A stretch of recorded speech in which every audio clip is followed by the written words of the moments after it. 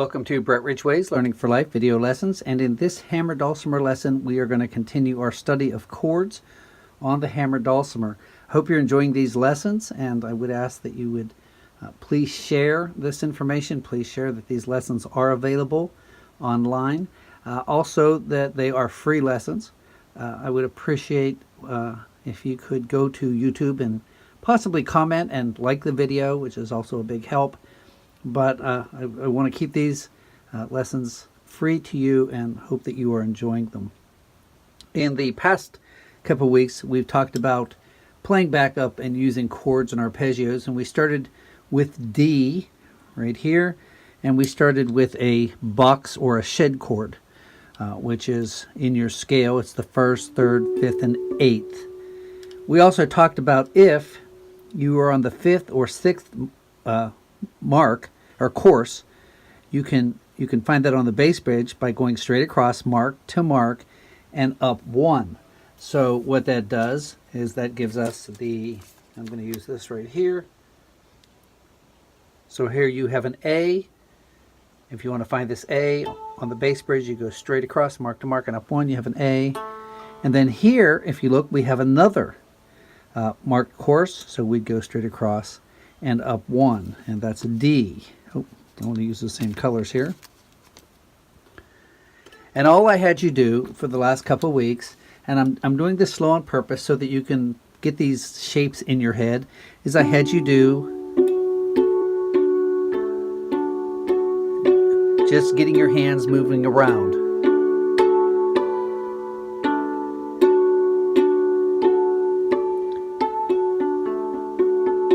With the shed. And then last week we added this triangle.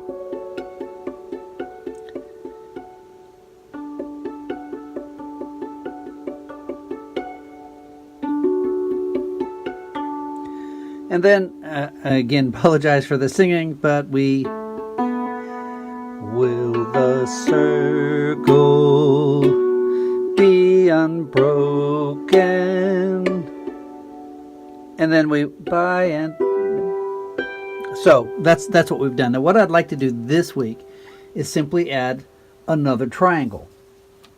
And what we're going to do is, and by the way, before I do that, let me have you also practice, instead of just practicing kind of like this, you can just go up and down like this as well. Everything that you do different is going to help these shapes and these patterns sink into your thinking and into your mind. So there's a lot of different ways that you can do that. So what we're going to do is we're going to add another triangle. Now, let me show you this. This will be our next triangle.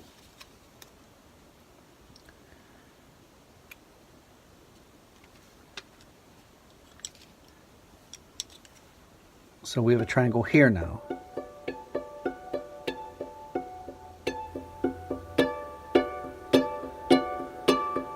And it's good just to sit there and do this. You can get the stickers if you want, but to play just this triangle.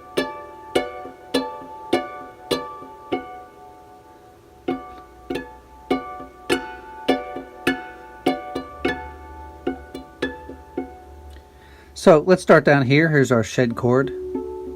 We do this triangle. Now we added this triangle.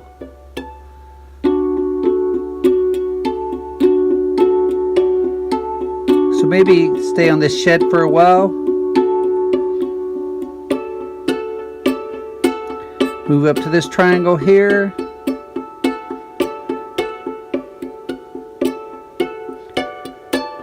Now we're adding a new triangle here. This is the last one. And like we did with the there, we're going to throw this one on top of this. So you can see the connector for that new triangle. So we can also put these in here.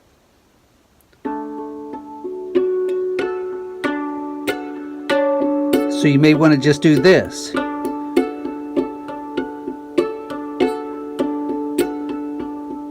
What this hand is doing, we did this in the last one, but it's going back and forth. This hand's going up and down. Sorry about that.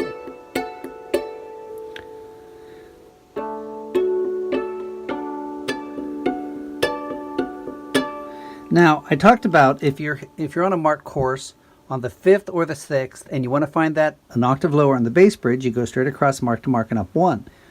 Well, and we did that also on this D, but now we're above a marked course right here, and if we want to find this on the bass bridge, we're going to go above a marked course, straight across to the bass bridge, above a marked course, and then up 1.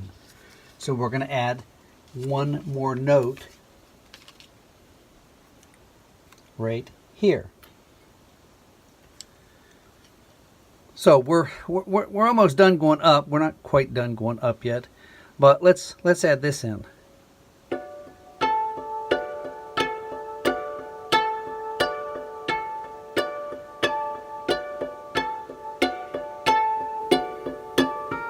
Sorry. It sounds all funky with the stickers on there.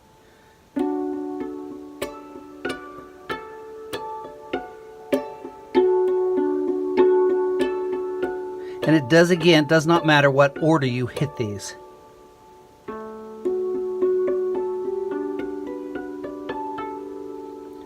So what the problem is when we do a song, you may run out of how long you're playing this D chord. In other words, will the circle be unbroken by and actually I guess on this one you can get them all in. Will the circle be unbroken by and then this is where we go to the G and then back to the D. So now if you were arpeggiating that, you may run out. Let's see. Will the circle be unbroken? But nope, you're good there. So that's something you can add. We got this triangle. This is what we added this week. So try to put this in the big scheme of things. We're going to keep expanding. We've got a couple more places to expand on this, but you really do want to work at getting these chords in here. And so we're going to show you some things that I think you'll enjoy as we play these chords. But for this week, let's work on just adding this triangle and then the bass note here. And I know I'm taking this slow, but I really think instead of just throwing this all together in one lesson, it's just going to get overwhelming. But if we just keep adding a new triangle, you can see how this builds on top of each other. And again, you know, if you started here and did the same thing, it's going to work. And what you want to do is get that memory, muscle memory build up. That's what's really going to help with this, more than the visual, as far as where these triangles are at on your instrument. But we'll get there. So I hope you enjoyed that, and we will see you next week. And again, please share, please like, please leave a comment, and we will see you very, very soon. Thanks so much. Bye.